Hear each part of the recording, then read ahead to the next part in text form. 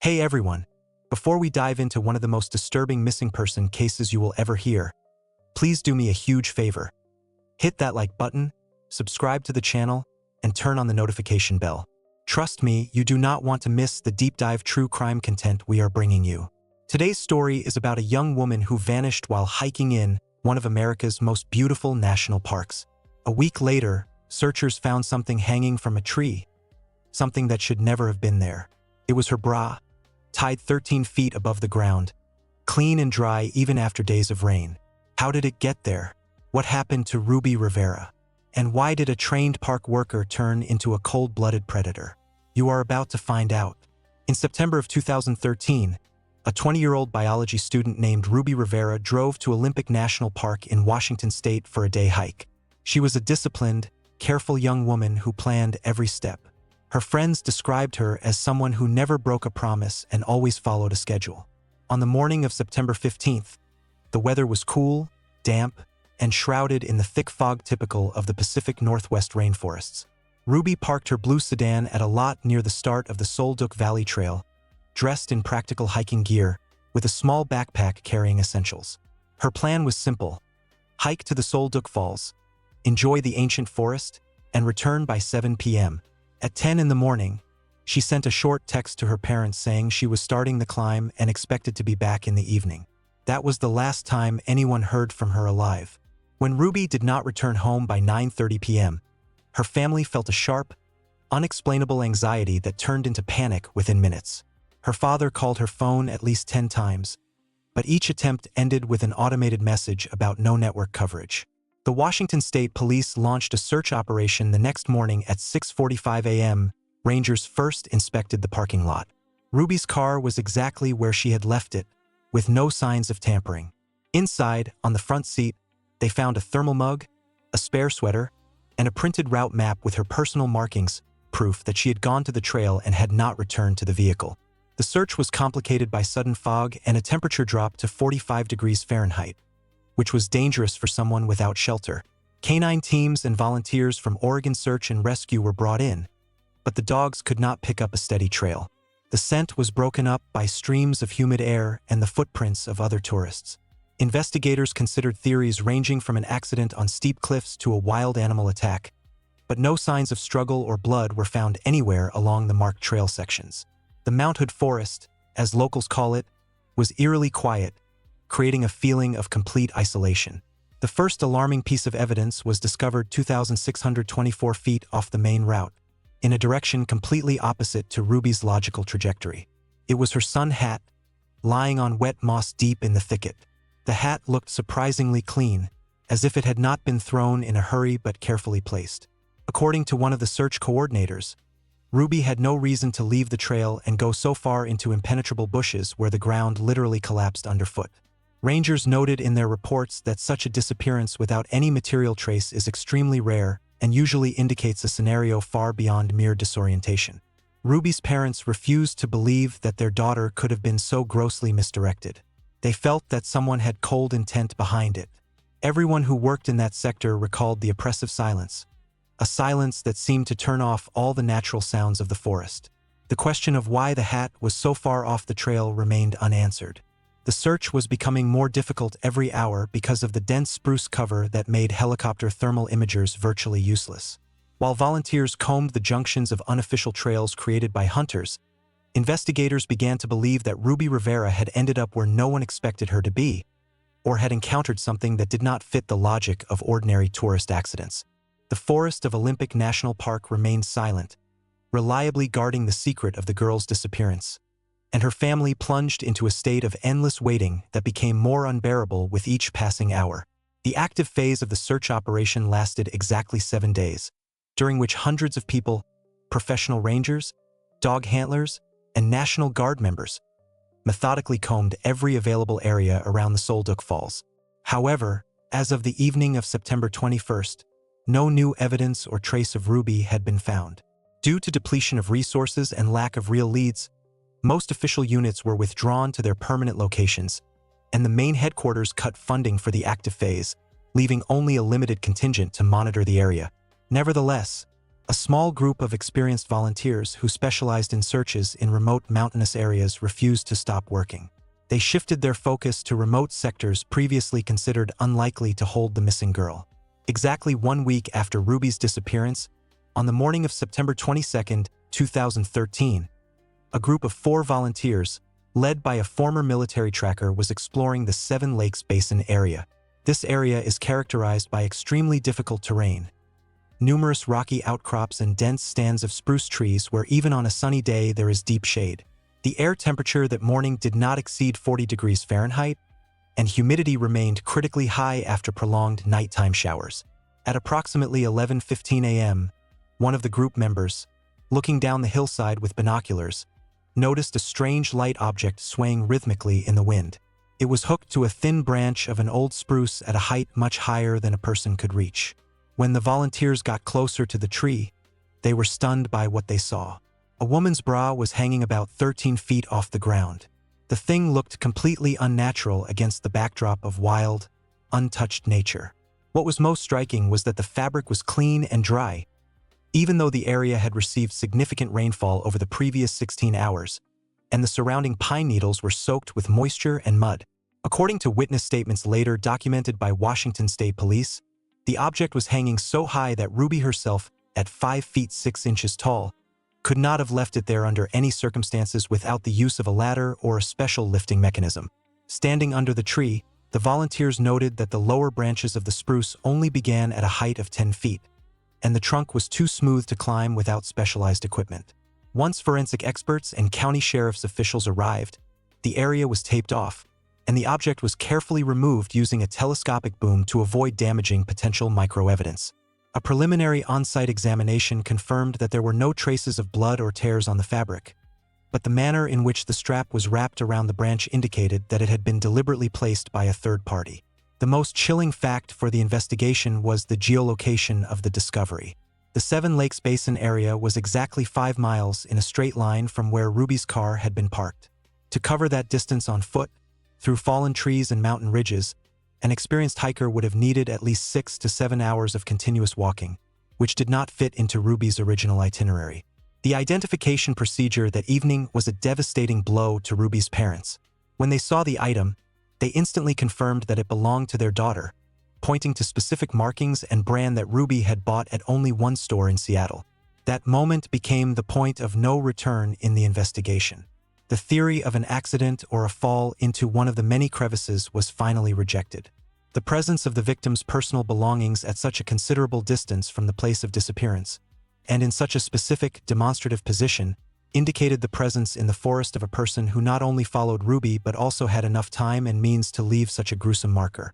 Investigators noted that the location of the object at a height of more than 13 feet looked like a kind of message, a perverse trophy put on display for those who were supposed to find it. 5 miles of impenetrable forest separated the girl's last known location from this point, and each of those miles now seemed to law enforcement to be the territory of an unknown predator. Ruby's mother repeatedly told the press that her daughter would never have left the marked Sol Duc Trail to be in such a remote area. The question of how the object could have remained dry through the rains of Olympic National Park remained open, creating an atmosphere of oppressive anxiety around the case. Every foot around the tree was thoroughly examined, but no shoe prints or equipment residue were found on the damp ground, which only confirmed the theory of professionalism or extreme caution on the part of whoever did this. The entire search team felt that this object was only the beginning of a much more frightening chain of events, and that Ruby Rivera had been victimized by someone who knew this park much better than any ranger or volunteer. The local police began urgently reviewing all lists of people who had been within 10 miles of the Seven Lakes Basin on the day of the disappearance, realizing that time was working against them and that the 13-foot-high discovery was only the tip of the iceberg. On September 22nd at approximately 1:45 p.m., the area around the discovery was officially locked down to all unauthorized access. The Clallam County Sheriff's Department Task Force, along with National Park Service Rangers, focused on a thorough millimeter-by-millimeter inspection of every square foot of ground and vegetation around the old Sitka spruce. Despite the fact that 7 full days had passed since Ruby's disappearance, the police were still officially treating the operation as a search and rescue, hoping to find the girl alive in one of the natural shelters. But the atmosphere at headquarters was becoming increasingly tense. Professional arborists, highly qualified specialists in working at high altitude, were brought in to analyze how the personal belonging had ended up on the branch. The lead arborist, Thomas Miller, who had more than 15 years of experience in Washington state forestry, conducted a detailed inspection of the trunk using high-powered optics and lifting equipment. According to his official report, the brow was fixed at a height of more than 4 meters, 13 feet and 8 inches from ground level. The specialist emphasized that the trunk of the spruce in that location was completely smooth, devoid of any lower branches or bark protrusions that a person could grab while climbing. The arborist noted that even for a professional athlete without special equipment, such a climb would have been impossible, and even more so for a 20-year-old girl with standard training. The complete absence of any mechanical damage on the thin branch where the object was hanging indicated that it had not been thrown from below but had been carefully and deliberately tied while standing directly near that point. According to the conclusions of technical experts, placing the evidence at such a height required either extraordinary physical endurance or the use of industrial climbing equipment that allows a person to fix a position on a smooth tree trunk. Upon further inspection of the bark with a handheld microscope at 14 feet, investigators discovered another critical piece of evidence: subtle microscopic inclusions of a blue polymer. Based on preliminary field analysis, the substance was identified as a specific wear-resistant paint commonly used to mark industrial steel carabiners and triggers used by park maintenance workers to perform complex repairs. The investigators silently exchanged glances, recording this fact in the protocol, because the discovery of professional grease and residues of a polymer coating on a tall tree in a dense forest radically changed the vector of the investigation. These findings gave law enforcement officers strong grounds to believe that a third party was involved in Ruby's disappearance. Not just someone who happened to be nearby, but a person with specific skills in working with high-altitude equipment and a perfect knowledge of the area off the beaten path. Now, every step of the search teams in the Seven Lakes Basin area was accompanied by a sense of hidden danger. It became clear that the unknown person was acting methodically, demonstrating his presence through such an eerie and hard-to-reach marker.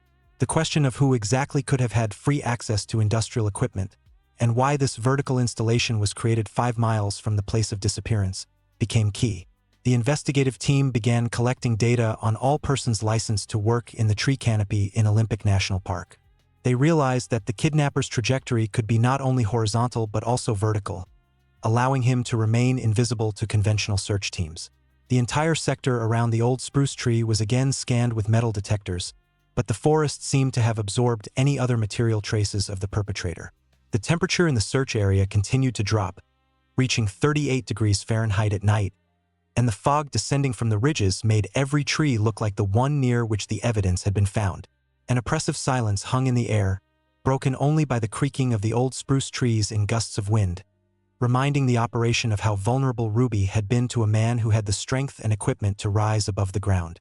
Law enforcement officers realized that they were not dealing with a coincidence but with a well-thought-out act of psychological pressure, or a specific ritual where every detail had its own meaning. The coordinates of the discovery were entered into a single database under a classification of secret, as the investigation feared that leaking information about the nature of the evidence could force the suspect to destroy other potential traces. As the arborists continued to descend the tree, packing their tools, detectives had already begun to compile a list of personnel authorized to use blue-marked carabiners in 2013. The answer to the main question was hidden somewhere among those who were used to working in the shadows of the dense forests of Olympic Park. Each new detail found on the bark of the old spruce only added to the gloom of the case, which with each passing hour was becoming less and less like an ordinary tourist tragedy and more like the hunt of a predator with a technical advantage over its prey. The tension at the headquarters reached a peak when it became known that the blue polymer was not sold in ordinary equipment stores but was supplied exclusively under special contracts for government services, narrowing the circle of potential suspects to the professional circle of park employees. 5 miles from the parking lot of Sol Duc Falls, that distance now seemed not just a path but a line marking the beginning of a territory controlled by someone invisible and extremely dangerous. Sheriff's Department officers were preparing for a massive internal records review, knowing that behind that tree might be a man they saw in uniform every day, but whose true motives remained hidden behind a mask of professional discipline. On September 24, 2013, the results of an in-depth examination from the Seattle Crime Lab finally arrived at the temporary investigation headquarters. The microparticles carefully removed from the bark of the old spruce contained not only residues of blue polymer, but also traces of a specific high-viscosity synthetic lubricant. Chemical experts identified this substance as an industrial compound intended for the maintenance of heavy lifting equipment, winches, and hydraulic systems used in extreme weather conditions. This chemical profile fully matched the standards of equipment purchased exclusively for the needs of the technical services of Olympic National Park to maintain the most difficult and remote routes as well as observation decks at altitude. The specific composition of the blue enamel found on the wood was also unique. This type of cobalt coating was applied to industrial-grade steel carabiners that were only used by the park's internal maintenance departments. According to the investigation, these components could not be purchased in ordinary tourist equipment stores, narrowing the circle of potential perpetrators to a narrow circle of professionals. Based on the case materials, 22 employees of the technical department, who had direct access to tool warehouses and the legal right to move freely through the park in official vehicles at any time of day, were officially investigated. Detectives made a reasonable assumption that the kidnapper could have skillfully used the end of the active tourist season, when large-scale planned dismantling of temporary equipment traditionally began in the park, to hide his illegal actions among the legal movements of technical staff. With each passing hour, the tension in the Clallam County Sheriff's Office grew. Law enforcement officials were seriously concerned that the criminal, realizing the inevitability of a detailed statewide search, could simply change his residence, resign, or leave Washington state before an irrefutable link to Ruby Rivera could be established. The police launched an extensive alibi check on each of the 22 men, meticulously comparing their daily schedules with the exact time of Ruby's last message. A special team of analysts worked to detail the data from the internal geolocation system of all official vehicles that were on the road on September 15th. It was determined that several white pickup trucks and maintenance vans were within a 5-mile radius of Sol Duc Falls during the critical time period between 11 a.m. and 3 p.m. However, when analyzing the logs, one vehicle caught the detectives' attention because of an unexplained anomaly. It completely disappeared from the internal GPS tracking system for exactly 4 hours and 18 minutes. According to the internal log, the van was supposed to be on a routine inspection of safety ropes in the northern sector, but no confirmatory reports of actual work performed during that period were found. The absence of a signal in an area where mobile and satellite coverage is usually stable for service devices indicated that the transmitter may have been deliberately turned off, or the vehicle may have been in a so-called dead zone, deep forested gorges where radio waves are blocked by massive rocks. According to one of the base dispatchers who gave official testimony on the record, there were no reports of technical malfunctions, navigation problems, or weather-related route changes from the driver of that particular van that day. Those 4 hours of absolute obscurity became a key point in the investigation, because it was during that time window that Ruby Rivera stopped answering her parents' distress calls, and her sun hat was later found 800 meters off the main Sol Duc Trail. Investigators began to reconstruct the chain of events of that fateful Monday, minute by minute, trying to figure out who had the keys to the suspicious vehicle and what tools were loaded into its body before leaving the main maintenance base. Each new detail obtained from the laboratory analysis of the blue polymer and synthetic lubricant confirmed that the criminal had not acted spontaneously, but with the cold and cynical calculation of a person who knew the weaknesses of the park's internal control system. An atmosphere of electrified anticipation prevailed at the investigation headquarters, because now the enemy had not just an anonymous profile, but also a very real professional affiliation with the structure that was supposed to guarantee the safety of visitors. Detectives realized that they were dealing with someone who felt like a full-fledged master in these ancient forests, able to move around undetected even under the watchful eye of satellite systems. While cybersecurity experts were trying to recover hidden data from the van's onboard computer, operatives were already preparing a list of people who had special permits to work with climbing equipment and had the skills to install complex mounts at high altitude. The question of what exactly happened during those 4 hours of silence was becoming a top priority, because the answer could forever reveal the mystery of the trajectory along which the unknown kidnapper led his victim through the thickets of Olympic National Park. The investigation understood that every gram of grease found on the spruce bark was not just an accident but a trace of a person who left his signature, not realizing that modern forensic methods can extract the truth even from microscopic residues of industrial chemicals. On September 25, 2013, the investigation entered the phase of active investigative actions against a specific person. An in-depth check of service logs and geolocation data led detectives to a 29-year-old seasonal worker named Brian Walker Anthony Torres. This man worked in the park's maintenance department and specialized in high-rise maintenance, which automatically put him in the circle of people who had the skills to work with industrial climbing equipment. Based on a court warrant, a task force conducted an authorized search of his temporary residence, a small wooden cabin located in the middle of nowhere, 6 miles from the main administrative base. During the search, investigators found items that, according to law enforcement, may have belonged to the missing student. Among Torres's personal belongings, a small silver-colored metal flashlight was found in an old tool chest. According to the interrogation report of Ruby's parents, the markings and serial number of that model completely matched the characteristics of the flashlight that Ruby had taken with her on her last hike. According to one detective present at the scene, the item looked deliberately cleaned, but there were microscopic scratches on its body typical of a fall on rocky ground.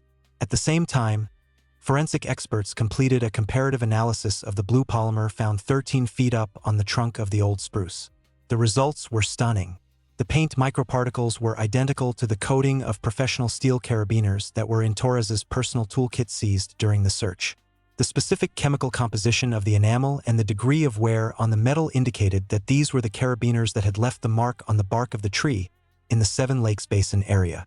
Despite these incontrovertible technical facts, the investigation continued to cautiously consider a possible frame-up, given Torres's strained relationship with some of his colleagues in the technical department. The police were seriously concerned that the 29-year-old had no prior criminal record, had never attracted the attention of the law, and was described by his superiors as a quiet, reserved, and extremely reliable performer who always followed instructions.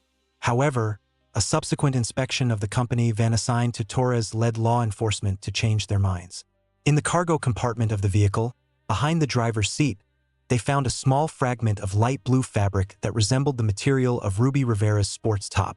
The most suspicious thing was that this piece of fabric showed clear signs of attempts to thoroughly clean it with aggressive chemicals, which had led to fiber deformation and discoloration.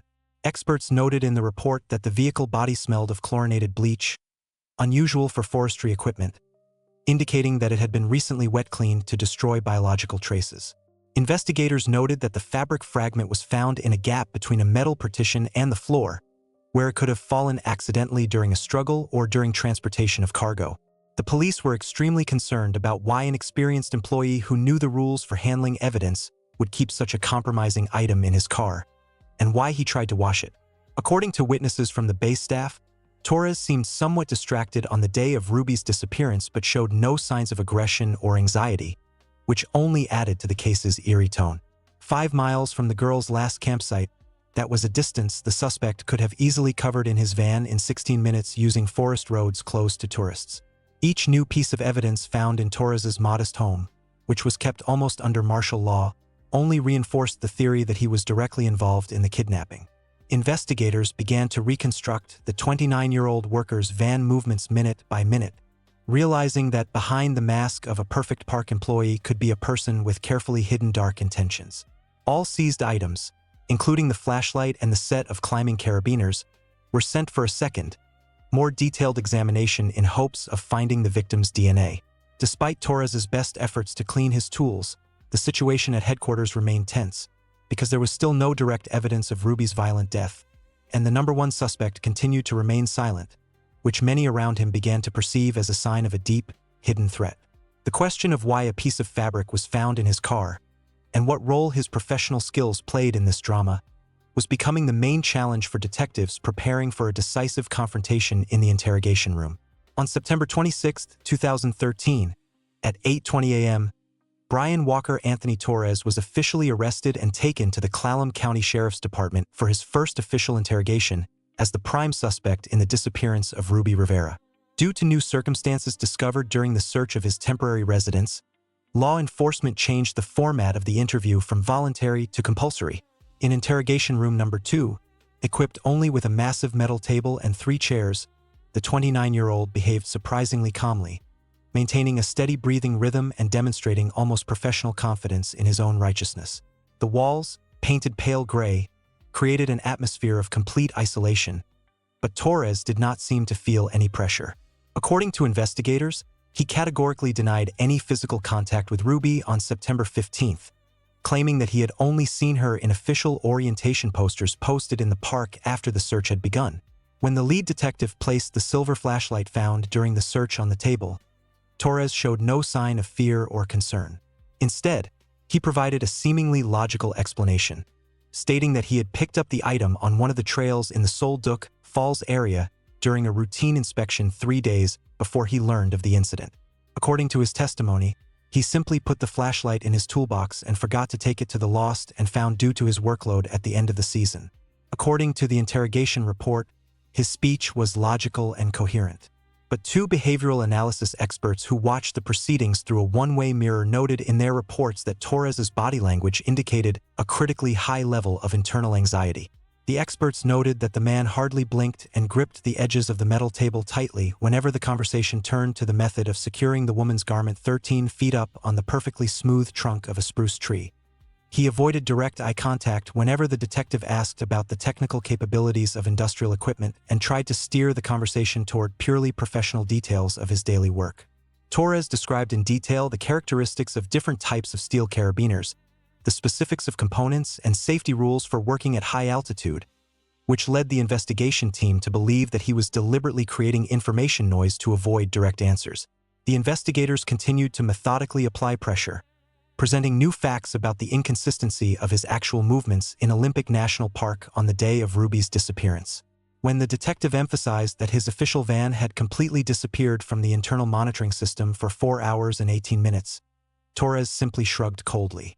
He attributed this to constant technical failures of the equipment and uneven signal coverage under dense tree canopies where satellite communication is often interrupted. His complete innocence was becoming increasingly questionable under the weight of the gathered evidence, including the identity of blue polymer microparticles found on his carabiners and on the bark of the tree in the Seven Lakes Basin area. But there was still no direct confession to murder or kidnapping. A heavy, depressing pause hung in the air of the interrogation room, lasting several minutes. The police needed an answer to the main question: where exactly was Ruby Rivera now, and was there any chance of finding her alive? Torres continued to insist on his version, but his fingers were visibly trembling as he picked up a paper cup of water.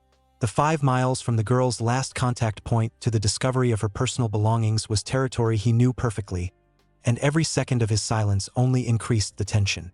The investigation recorded in the report that during the 6 hours of continuous communication, the man never asked about the status of the search or whether Ruby had been found, which, for experienced forensic psychologists, was a sign of emotional destruction and detachment characteristic of people who already know the end of the story.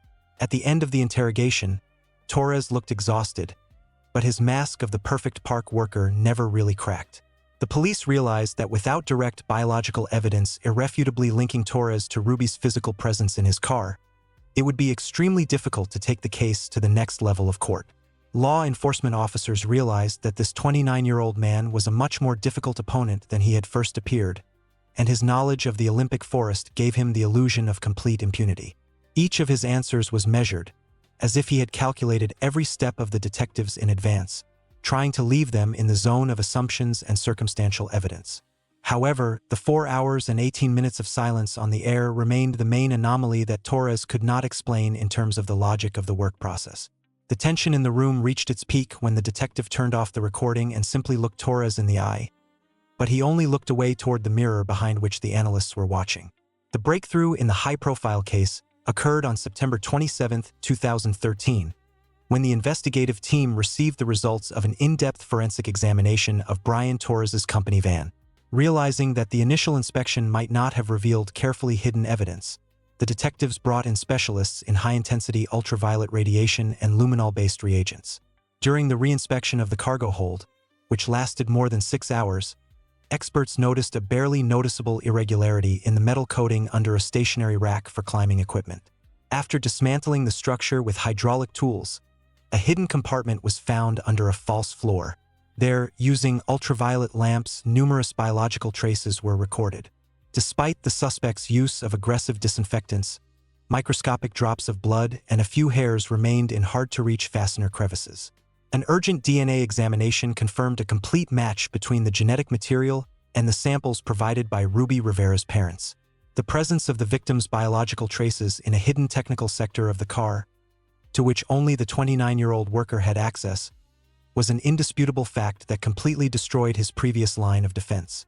Only after the presentation of photographic tables with the analysis results and DNA matching graphs did Brian Torres dramatically change his behavior in the interrogation room, abandoning the role of a casual witness.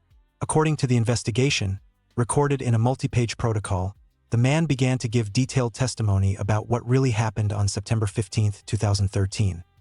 He confessed to the abduction of Ruby Rivera, explaining his choice by saying that the girl had created the illusion of complete defenselessness and, in his opinion, could not put up serious resistance in an isolated forest. Torres described in detail, with cold-blooded consistency, how he made first contact with the girl near the Sol Duc Falls. Using his official park ranger uniform and service ID, he approached her under the guise of conducting a routine trail safety inspection, which allowed him to gain the student's initial trust. According to the case file, Torres used his professional reputation to lure the girl into the van under the pretext of filling out necessary trail registration paperwork. He told detectives that his main internal motive was a painful desire to feel a sense of absolute power over another being and to get an adrenaline rush from the realization that a person's fate was completely dependent on his will. Torres described his actions not as a crime but as a technical process of achieving dominance, stating that he felt the highest elation during the 4 hours and 18 minutes when his car was out of range of the monitoring systems. According to him, he killed the girl at the moment he realized that she did not give him the expected emotional submission and continued to put up desperate psychological resistance, refusing to recognize his authority. The man also officially confirmed that he had hung the woman's bra on the spruce branch on purpose, using his professional climbing equipment and knowledge of high-altitude work. He hoped that the discovery at a height of more than 13 feet in the Seven Lakes Basin area would force the police to focus all resources on a search in the opposite direction from the actual grave site 5 miles from the Sol Duc Falls parking lot. That distance was part of his disinformation plan, where every detail was meant to buy time. During the interrogation, which lasted late into the night, Torres agreed to provide the exact geographic coordinates of where he had hidden the body, hoping for some leniency for being honest with the investigators. He named a sector in a remote wooded area where the forest becomes so dense that visibility does not exceed 15 feet even during the day. Investigators noted that the suspect showed no signs of remorse during his testimony, describing the murder with the same technical precision with which he had previously reported on the repair of observation decks. Every minute of his testimony revealed to law enforcement a portrait of a man who had been planning for years to realize his dark ambitions, using his knowledge of Olympic National Park as a hunting tool. Having received accurate data on the victim's location, the task force immediately began preparations for a helicopter departure. Realizing that the price of power for Torres was the price of Ruby Rivera's life, the protocol indicated that Torres only asked at the end of the conversation whether he would be able to access his personal tools in prison, further emphasizing his complete lack of empathy. It took investigators 15 minutes to complete all the necessary paperwork to formally charge him with first-degree murder. The story that began with a sun hat on the moss ended in a gloomy police station room, where the documentary accuracy of ultraviolet analysis proved stronger than all the manipulations and tricks of the criminal.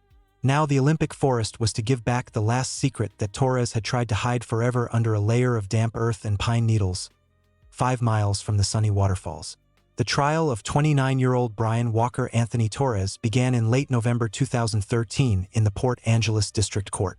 It was the final chapter of one of the most intense criminal dramas in recent Washington state history. Courtroom 3 was packed with Ruby Rivera's family, representatives of national media, and dozens of volunteers who had spent 7 days in September hoping to find the girl alive in the impenetrable wilds of Olympic National Park. According to the prosecution, the key factor that tipped the scales in favor of justice was a comprehensive analysis of microscopic evidence, including the specific composition of industrial grease and a blue polymer found 13 feet and 8 inches up the trunk of an old spruce tree. In his opening statement, the Clallam County prosecutor reconstructed the chronology of the crime in detail, emphasizing that the defendant had deliberately used his professional climbing skills and knowledge of backcountry roads to create the illusion of an accident or a mysterious disappearance. The court heard testimony from leading forensic experts who confirmed the complete match of the victim's DNA with samples taken from the hidden compartment of Torres's company van, leaving no room for alternative defense theories. One of the most difficult moments of the trial was the testimony of Ruby's father, who said that his daughter had always been extremely cautious and would never have trusted a stranger if he had not had the official status of a park employee. During the hearings, which lasted several weeks, Brian Torres maintained the same icy detachment and emotional emptiness that investigators had observed during the first interrogation. He sat motionless, showing no signs of remorse, even when video footage was shown of the discovery of the body in a remote wooded area 5 miles off the marked Sol Duc Trail, an area almost never visited by ordinary hikers. The psychological expertise involved in the case confirmed that Torres had acted in cold calculation, and that his motive was the morbid pleasure of knowing he had complete power over another human being during the 4 hours and 18 minutes his vehicle was out of satellite tracking range. The jury, composed of 12 state residents, spent more than 14 hours in the deliberation room, scrutinizing every page of the arborist's report and the results of the ultraviolet analysis. On January 14, 2014, the jury foreman announced the verdict: guilty of first-degree murder and aggravated kidnapping. The judge, before announcing the final sentence, noted that this crime was a blow to the very essence of public trust in state institutions, as Torres had betrayed his oath as a conservationist by becoming nature's most feared predator. The final sentence was life in a maximum security federal prison with no possibility of parole or pardon in the future. After the case was closed, the National Park Service initiated a global reform of internal security. In 2014, all maintenance vehicles were equipped with backup trackers that cannot be turned off manually, and additional panic buttons and warning systems appeared on the trails of Olympic Park. Ruby Rivera's tragedy became a painful lesson for the whole country, forcing a review of the rules for staying in the wilderness and tighter control over personnel who have access to high-risk equipment. The sun hat found on moss 800 meters from the trail is still kept in the department's archives as a reminder that even the smallest detail can be the key to solving a great mystery. Ruby's family, despite their irreparable loss, found the strength to create a charitable organization that helps search for missing people in mountainous areas, funding the training of specialized canine teams. Case number 42712 will forever remain in the documentary chronicles of criminology as an example of how true power belongs not to the person holding the knife or the rope, but to the one who has the patience to bring the truth to the end. Brian Torres is now in an isolated block of the prison, where his 4 hours of freedom have turned into decades of silence within concrete walls, and the forests of Olympic Park are gradually healing the wounds left by his presence. Even many years later, hikers climbing to the Sol Duc Falls feel a strange tension as they gaze at the dense crowns of old fir trees, knowing that somewhere up there, over 13 feet high, once hung the proof that defeated the man who thought he was master of the forest. Life in Washington state has returned to normal, but the story of the 20-year-old student continues to resonate in every ranger's report, reminding us that safety is not just about markings on a map, but also about being constantly vigilant for what lurks in the shadows of the old-growth trees. If you made it to the end of the story, you now understand why I asked you to like and subscribe.